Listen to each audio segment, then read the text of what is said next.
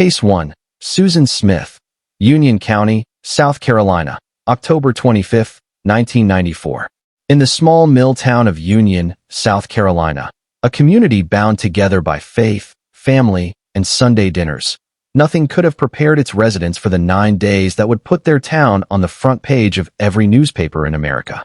It began with a young mother's frantic call for help. Susan Smith, 23 years old, stood on the side of a dark rural road near John D. Long Lake, sobbing, telling investigators a story that would grip the nation. A black man, she said, had jumped into her car at a stoplight, forced her out at gunpoint, and driven off with her 2 young sons still buckled into their car seats in the back. For 9 days, the town of Union rallied. Search parties combed the woods. News vans lined Main Street.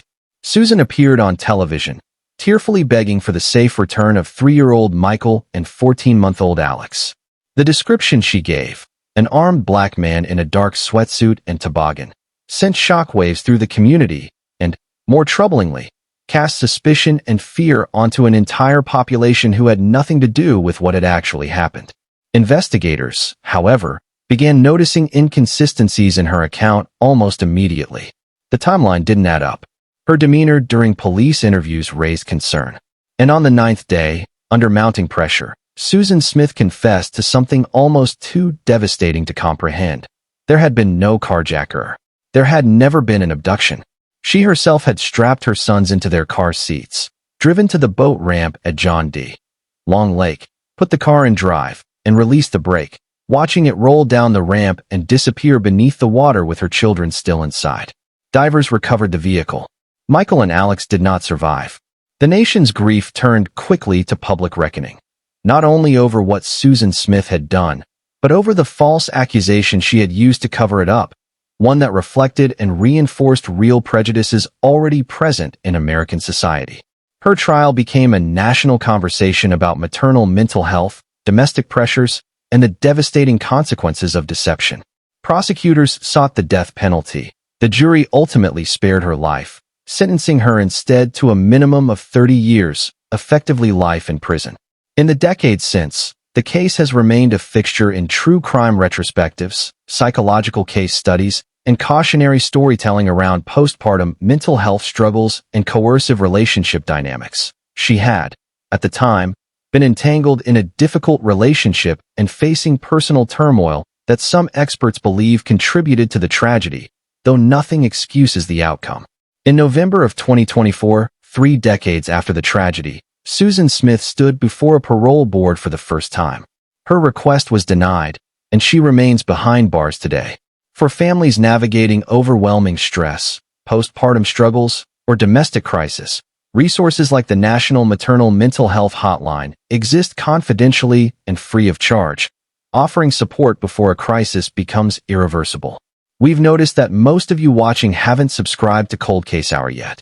Before we move on to the next case, take just 2 seconds to make sure you're subscribed so you never miss another gripping true crime documentary. If you're enjoying the stories we bring you, don't forget to like this video and leave a comment. We'd love to hear your thoughts. Case 2.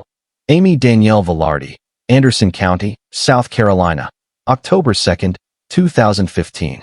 In the quiet town of Pendleton, South Carolina, a home that should have represented safety and family became, in a single October night, the site of one of the most devastating losses the Anderson County community had ever experienced. For family members, a mother, a stepfather, a grandmother, and a step-grandmother did not survive the night. Kathy Scott, Terry Michael Mike Scott, Violet Taylor, Barbara Scott. 4 generations of one family, gone in what investigators would come to describe as an act of calculated, prolonged violence within the very walls meant to protect them. For 8 long years, the case sat unsolved. Investigators worked tirelessly, following leads that went cold, re-examining evidence, and returning again and again to the people closest to the victims.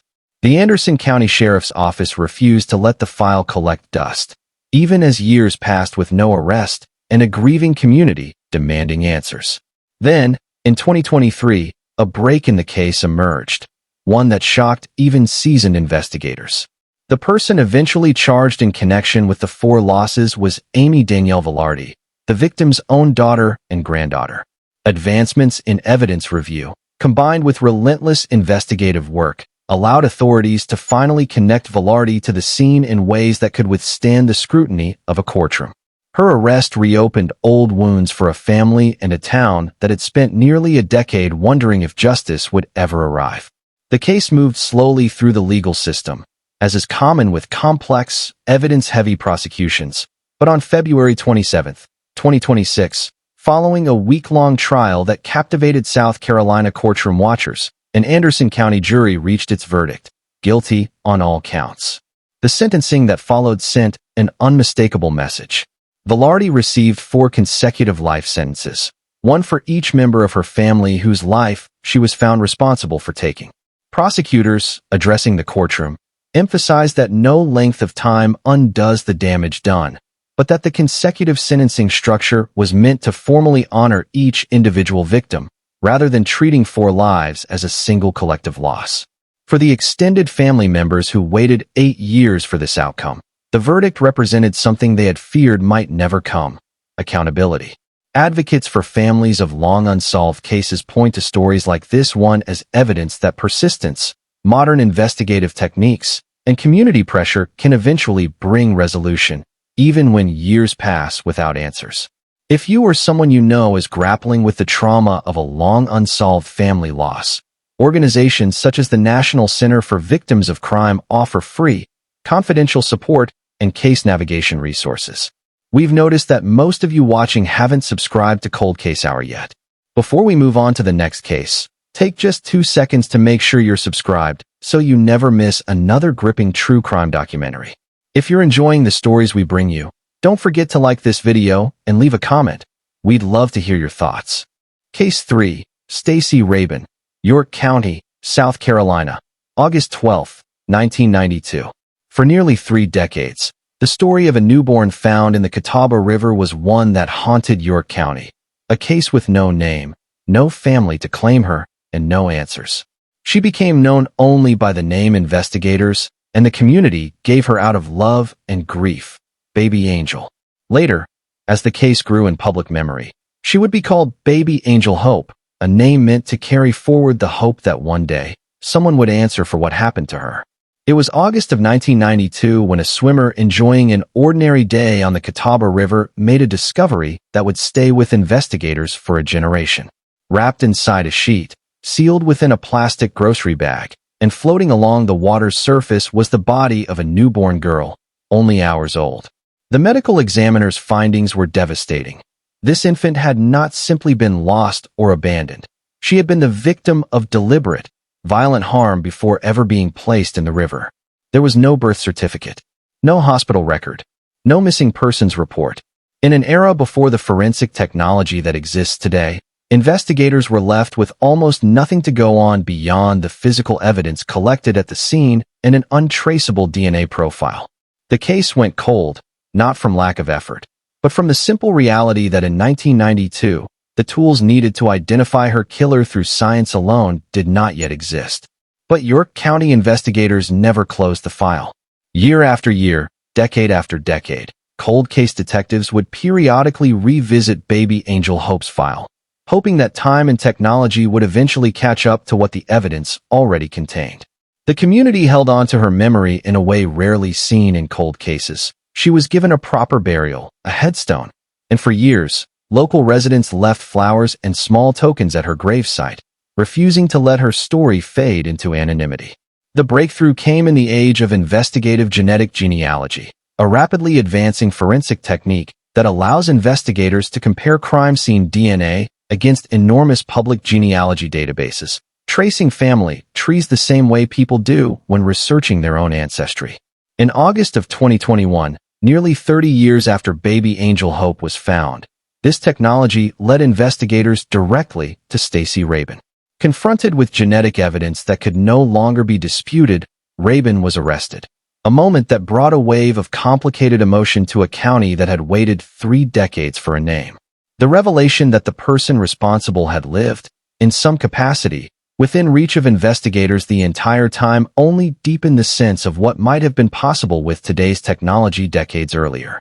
The prosecution's case leaned heavily on the DNA match, and in August of 2023, Rabin was convicted of homicide by child abuse and sentenced to life in prison.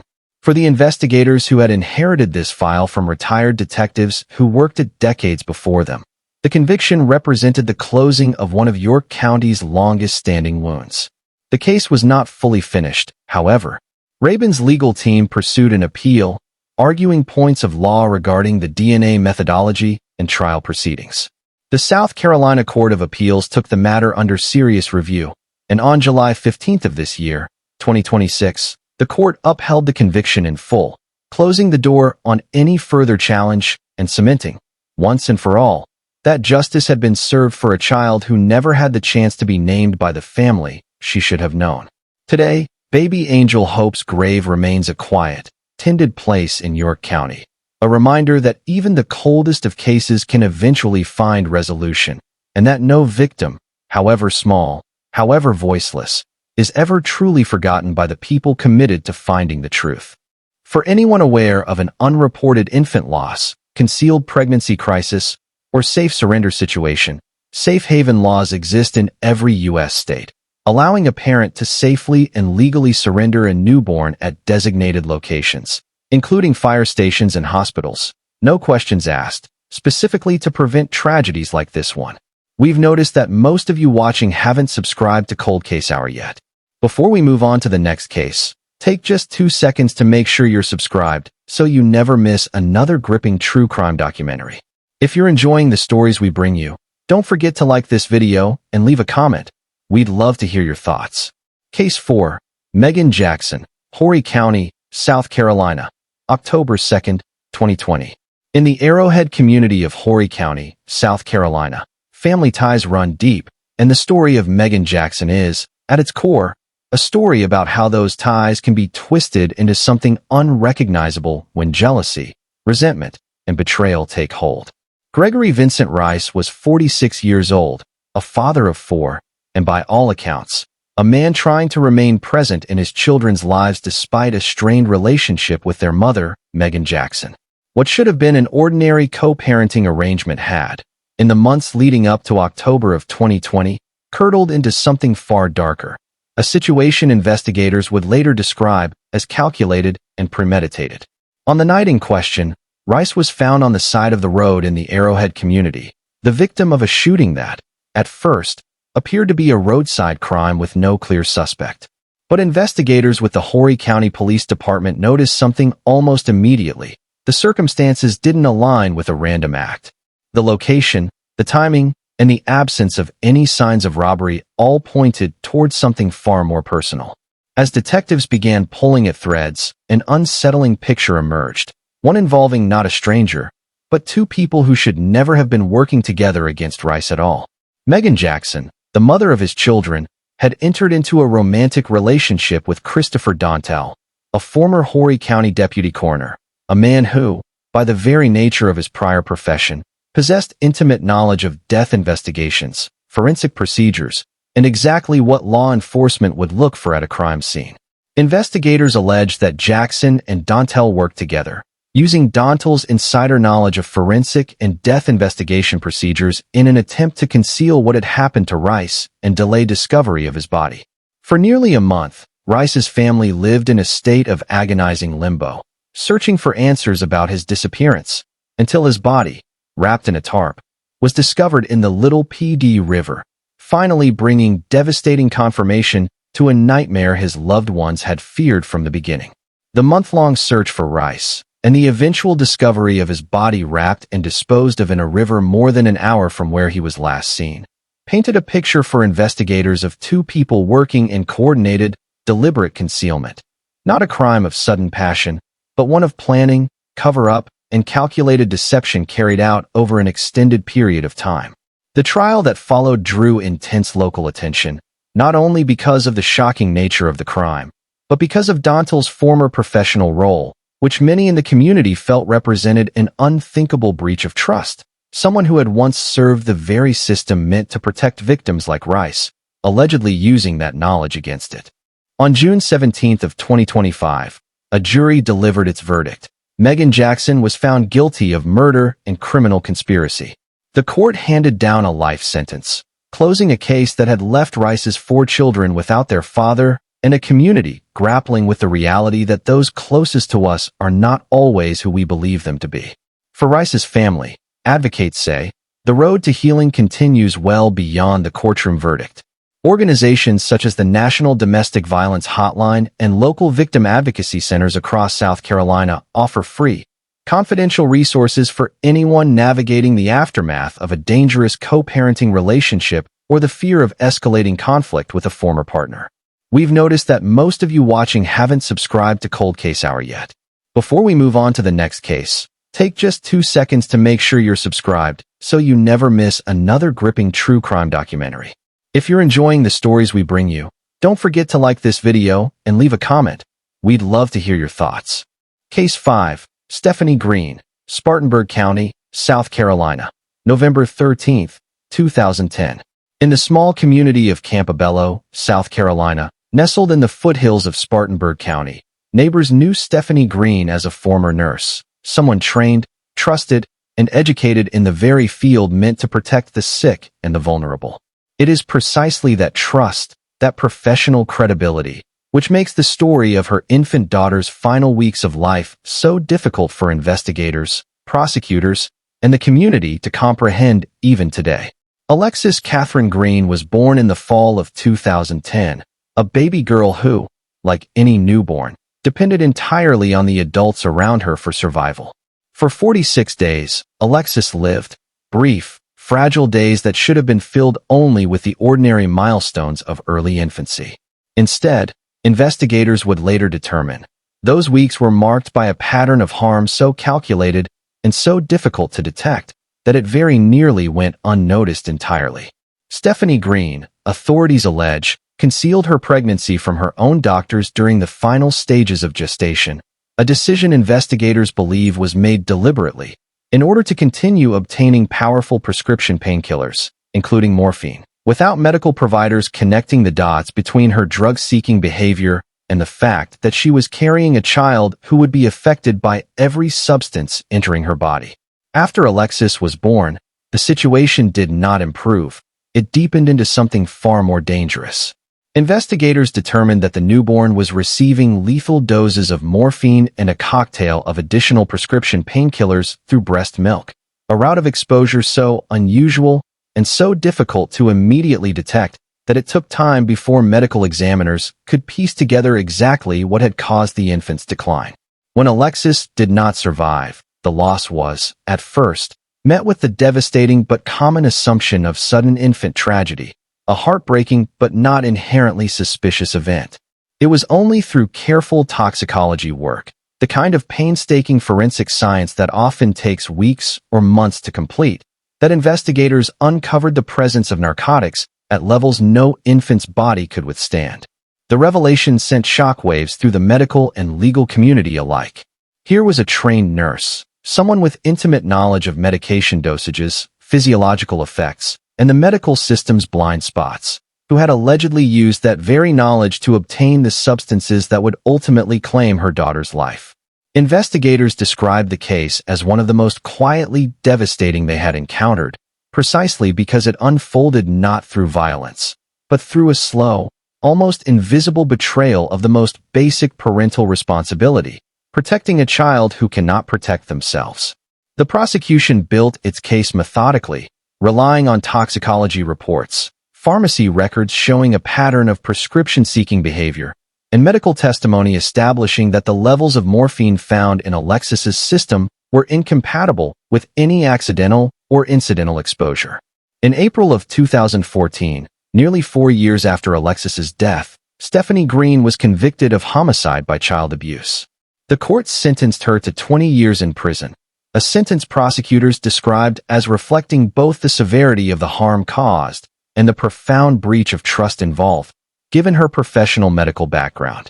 For the Spartanburg County community, and for child welfare advocates across South Carolina, the case became something of a turning point in conversations about substance misuse during pregnancy and postpartum periods, and the critical importance of medical providers maintaining vigilant, judgment-free screening processes that might catch warning signs earlier. Advocates emphasize that cases like this one are not about vilifying struggling parents, but about recognizing that untreated substance dependency can escalate into life-threatening danger for the most vulnerable members of a family, infants who have no voice of their own. If you or someone you know is struggling with substance dependency during or after pregnancy, confidential resources such as the Substance Abuse and Mental Health Services Administration's National Helpline are available 24 hours a day, free of charge, and are specifically designed to connect families with help before tragedy strikes. We've noticed that most of you watching haven't subscribed to Cold Case Hour yet. Before we move on to the next case, take just 2 seconds to make sure you're subscribed so you never miss another gripping true crime documentary. If you're enjoying the stories we bring you, don't forget to like this video and leave a comment. We'd love to hear your thoughts.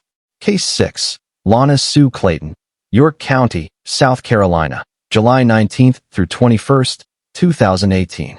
In the quiet, affluent town of Clover, South Carolina, tucked into the rolling landscape of York County, Stephen Clayton had built the kind of life many would consider the picture of comfort and success.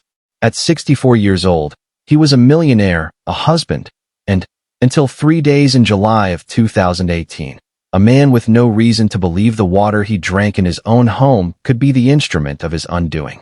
His wife, Lana Sue Clayton, worked as a nurse for the Department of Veterans Affairs, a profession, much like the case before this one, built entirely on the principle of care, precision, and the preservation of life. It is this professional background, investigators would later note, that gave her both the knowledge and the access to carry out what prosecutors described as a slow, methodical, and deeply calculated act carried out over the course of a single weekend. Over 3 days, July the 19th through the 21st, investigators allege that Lana Sue Clayton surreptitiously introduced small amounts of Visine eye drops into her husband's drinking water. To most people, Visine is an unremarkable household item, found in nearly every medicine cabinet in America, entirely harmless when used as directed on the surface of the eye.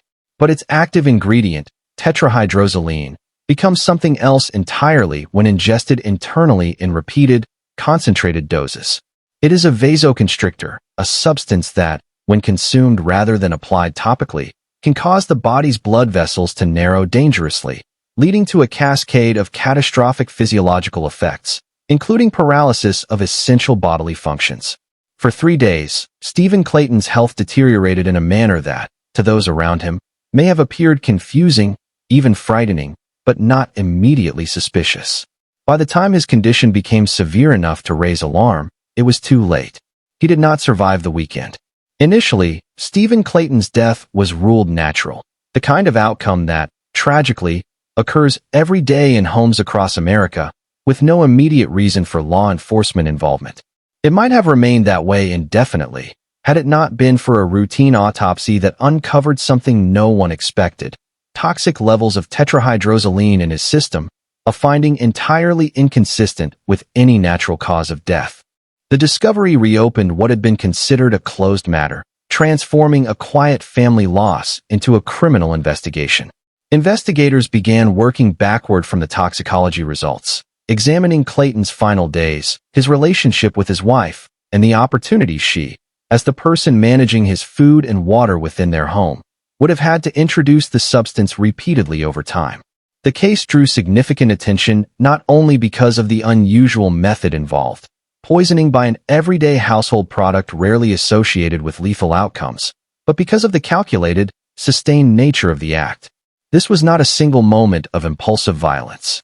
Prosecutors described it as a deliberate process, carried out over multiple days, requiring Clayton's wife to knowingly and repeatedly introduce a toxic substance into water she knew her husband would drink, fully aware of the physical decline she was witnessing in him as the days passed. In January of 2020, Lana Sue Clayton entered a guilty plea to voluntary manslaughter and tampering with food or drugs, legal terminology that, prosecutors noted, still fully captured the sustained and deliberate nature of what she had done, even without a murder conviction attached. The court sentenced her to 25 years in prison, a significant sentence that reflected both the calculated nature of the act and her plea, which spared the family and the court system the burden of a lengthy trial.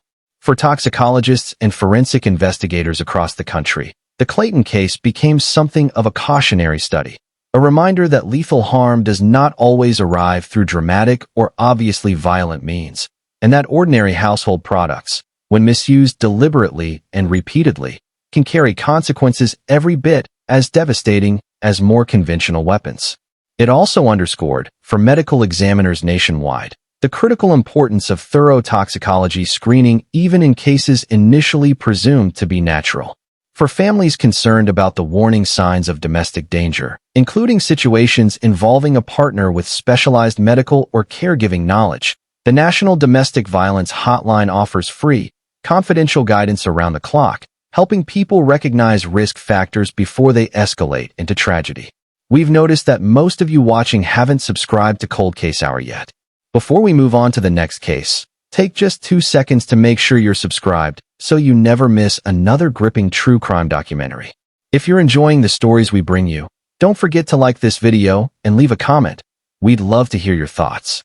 Case 7. Jacqueline Reed, Barnwell County, South Carolina, February 8, 2024.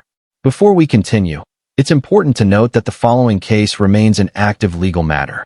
The individual named has been charged but not yet convicted, and under the law, she is presumed innocent until proven guilty in a court of law. We present the details as reported by investigators in the South Carolina Law Enforcement Division, and we will continue to follow this case as it moves through the justice system. In the small, close-knit town of Barnwell, South Carolina, few tragedies could shake a community more deeply than the loss of a teenager on the very brink of becoming a mother herself. Malacia Hogg was 17 years old. She was 40 weeks pregnant. She was, by every account from those who loved her, days away from walking into a hospital to meet the daughter she had already named, London Charity. That moment never came.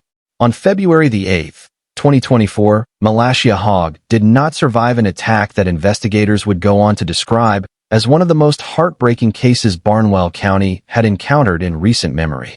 She and her unborn daughter were both lost in an incident that occurred near a home on Perry Street. A home connected, investigators allege, to a woman named Jacqueline Reed. The discovery of Hogg's body, found days later in a nearby ditch alongside her unborn child, sent immediate shockwaves through the small town. Barnwell is the kind of community where nearly everyone knows nearly everyone else, and the loss of a pregnant teenager just days from delivering her baby represented an almost unthinkable rupture in the town's sense of safety. The South Carolina Law Enforcement Division, commonly known as SLED, was brought in to assist local investigators given the severity and complexity of the case. For 10 days, investigators worked to piece together Hogg's final movements, her relationships, and the events that led to her being found in a location so far removed from where she should have been in the final days of her pregnancy, safely at home, preparing for the birth of her daughter. On July the 1st, 2024, SLED formally announced charges against Jacqueline Reed. 2 counts, one for Malacia Hogg and one for her unborn daughter, London Charity, reflecting the devastating scope of what investigators allege occurred. The dual charges underscored a reality that advocates for maternal and infant safety often emphasize, that violence during pregnancy carries a compounding, generational cost, one that extends beyond a single victim to claim the future of a child who never had the chance to take a breath. Reed's case has continued to move through South Carolina's legal system in the time since her arrest, with pretrial proceedings, evidentiary hearings, and legal motions extending the timeline, as is common in cases involving significant charges. In May of 2026, a South Carolina judge considered and ultimately denied Reed's request for bond, determining that she would remain in custody as she awaits trial. As of this recording, no trial date has concluded, and Jacqueline Reed has not been convicted of any crime. The legal process remains ongoing, and this case, along with the next one, stands as a reminder that not every story in this documentary has reached its final chapter.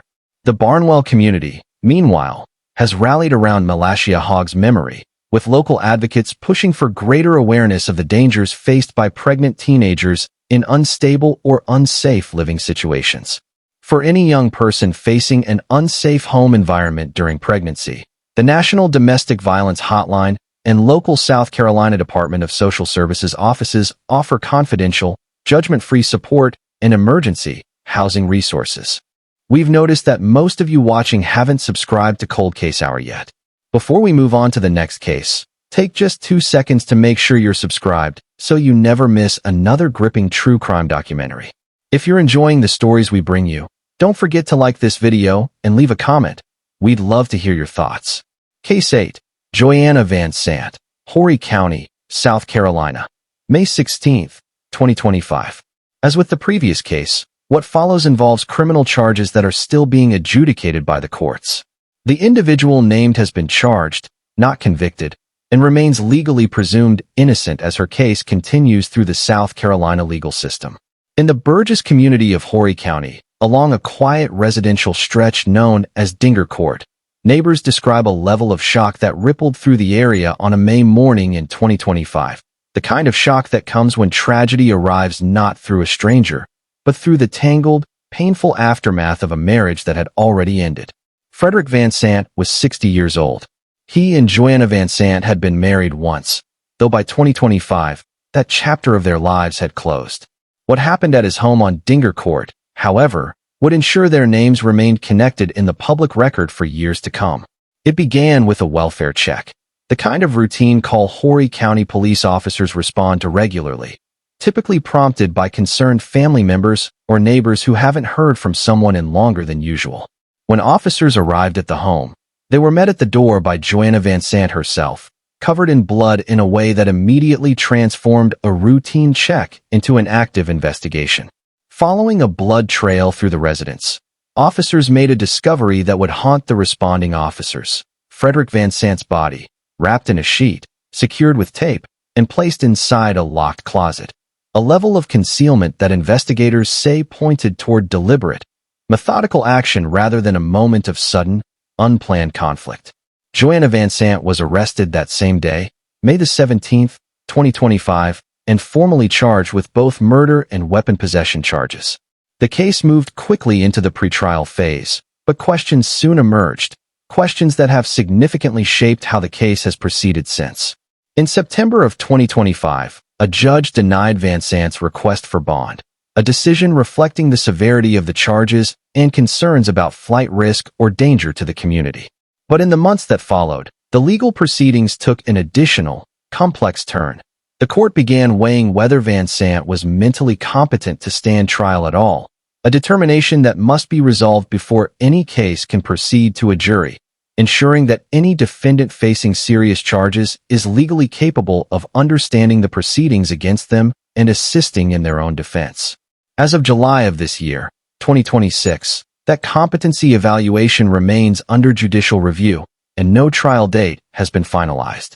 This unresolved status means Joanna Van Sant's case remains one of the most closely watched pending matters in Horry County, a reminder that the justice system, while sometimes slow, exists precisely to ensure that every defendant, regardless of the severity of the allegations against them, receives a fair and legally sound process.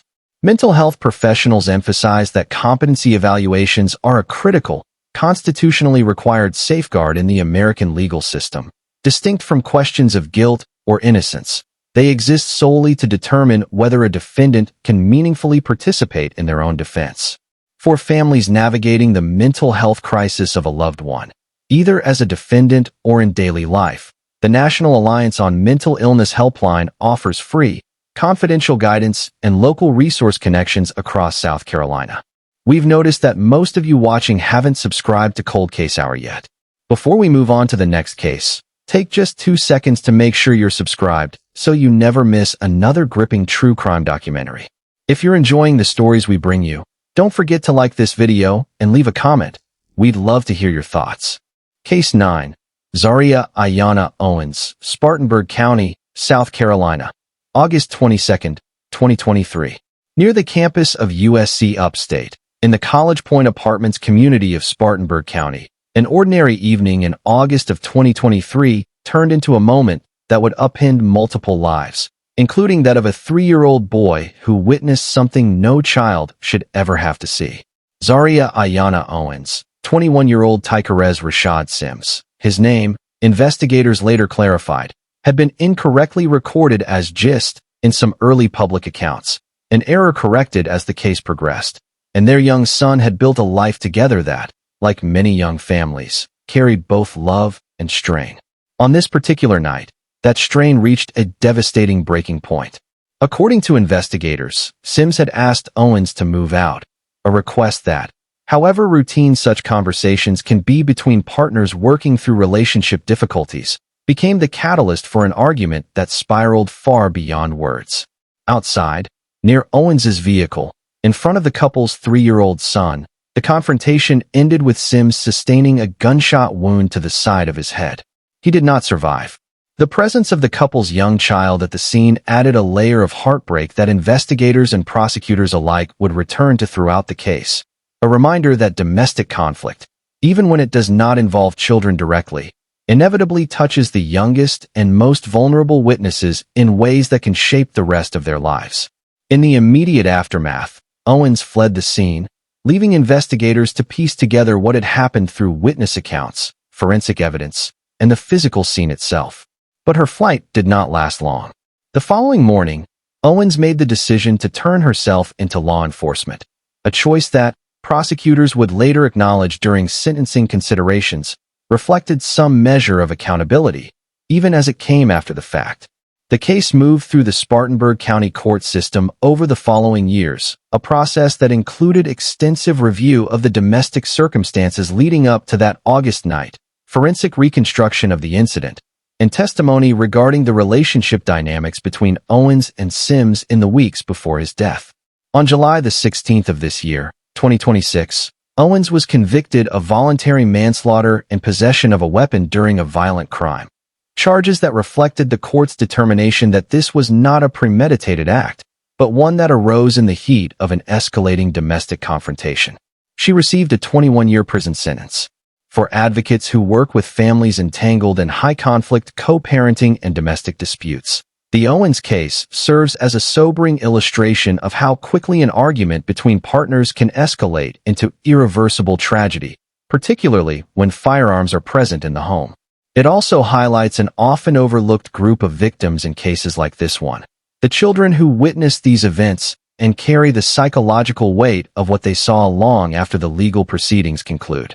For parents concerned about escalating conflict in a relationship, or for anyone worried about the presence of firearms in a volatile domestic situation, the National Domestic Violence Hotline offers free, 24-hour, confidential support, including safety planning resources designed specifically to help de-escalate dangerous situations before they turn fatal. Additionally, child advocacy centers throughout South Carolina offer trauma-informed counseling for children who have witnessed domestic violence. We've noticed that most of you watching haven't subscribed to Cold Case Hour yet. Before we move on to the next case, take just 2 seconds to make sure you're subscribed so you never miss another gripping true crime documentary. If you're enjoying the stories we bring you, don't forget to like this video and leave a comment. We'd love to hear your thoughts. Case 10, Tammy Moore, Horry County, South Carolina, December 18, 2013. Of all the cases explored in this documentary, few carry the particular, unresolved ache of Case 10, a case defined not by a discovery, but by an absence that has now stretched on for well over a decade. Heather Elvis was 20 years old, living her life in the Socastee area of Horry County, South Carolina, when she became entangled, knowingly or not, in the collapse of someone else's marriage.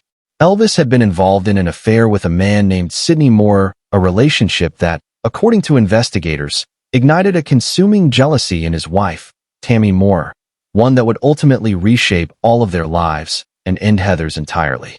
On December the 18th, 2013, Heather Elvis traveled to Peachtree Landing, a boat landing area in Socastee that, on any ordinary night, would be an unremarkable stretch of Riverside Road. She never returned from that trip. Her car was later found abandoned near the landing, sparking an intensive search effort that drew in not only local law enforcement, but volunteers, media attention, and a wave of public concern that rippled far beyond Horry County. Investigators, piecing together phone records, witness statements, and the fractured relationship between Heather, Sidney, and Tammy Moore, came to believe that Tammy, driven by jealousy over her husband's affair, had orchestrated Heather's disappearance in an act of retaliation. The theory that emerged was one investigators described as calculated, a plan built not from a single moment of rage, but from a sustained resentment that had been building for some time. For nearly 5 years, the case remained unresolved in the most painful way possible. No trial, no resolution, and most devastatingly, no body. Heather Elvis's family lived in an agonizing limbo that only families of the missing can fully understand. Unable to grieve with closure, yet unable to hold on to realistic hope as the months turned into years. In October of 2018, a jury reached a verdict based on the circumstantial and investigative evidence prosecutors had built over the preceding years. Tammy Moore was found guilty of kidnapping and conspiracy to kidnap. The court sentenced her to 30 years in prison. Notably, the conviction centered on kidnapping charges rather than a charge directly tied to Heather's death. A reflection of the singularly difficult challenge prosecutors face in cases where a victim's body has never been recovered, making certain charges far more difficult to prove beyond a reasonable doubt, even when investigators and juries alike believe they understand what ultimately happened. Tammy Moore did not accept the verdict quietly. Her legal team pursued appeals for years afterward, arguing various points of law regarding the conviction. But in October of 2024, more than a decade after Heather Elvis first vanished from Peachtree Landing, the South Carolina Supreme Court delivered its final word, officially denying her last conviction appeal and closing the door on any further legal challenge. And yet, for Heather Elvis's family, one piece of this story remains unfinished. Her body has never been found. The Socastee community, the Horry County Police Department, and organizations dedicated to the search for the missing continue to hold out hope that new information, new technology, or a change of heart from someone with knowledge of that December night might one day bring Heather home to the people who have spent more than a decade waiting for her. For families of the missing, organizations like the National Center for Missing and Exploited Persons and local South Carolina search and recovery volunteer networks continue to offer support, search coordination, and a reminder that these cases, however old, are never truly closed until an answer is found.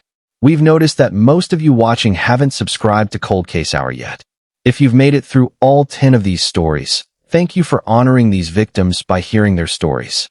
Don't forget to like this video, drop a comment letting us know which case affected you most, and subscribe to Cold Case Hour so you never miss the next investigation. 10 cases, 10 South Carolina counties, 10 stories that, on the surface, seem to have little in common. A mother on a boat ramp in Union, a nurse with a bottle of eye drops in Clover, an infant wrapped in a sheet found decades later through science that didn't yet exist when she was lost. And yet, running underneath every single one of these cases is the same quiet thread. Someone who was trusted, someone who was loved, someone who never saw what was coming. What we hope you take from this documentary is not fear, but awareness. Awareness that danger doesn't always look the way we expect it to. It doesn't always arrive as a stranger in the dark. Sometimes it wears a wedding ring. Sometimes it wears scrubs. Sometimes it's the person sitting across the dinner table. For every case in this documentary, there was a moment, however small, where the truth could have surfaced sooner. A neighbor who almost said something. A doctor who almost asked another question. A record that almost got checked. That is why we tell these stories. Not to sensationalize tragedy, but to honor the victims by making sure their stories are never forgotten, and by reminding all of us to trust our instincts when something feels wrong. To the families of Michael and Alex Smith. To Kathy, Mike, Violet, and Barbara. To baby Angel Hope, finally given a name after 30 years. To Gregory Rice. To Alexis Catherine Green. To Stephen Clayton. To Malashia Hogg and London Charity. To Frederick Van Sant. To Tykerez Sims. And to Heather Elvis, still waiting to come home. This documentary was made in your memory. If this episode moved you, that's exactly why Cold Case Hour exists. Take a moment right now to hit that subscribe button so the next investigation lands directly in your feed. Drop a comment below and let us know which of these 10 cases stayed with you the longest. We read every single one. And if you believe these stories deserve to be heard, share this video with someone who needs to hear it too. Cold Case Hour will be back soon with another investigation. Until then, stay aware, stay safe, and take care of each other.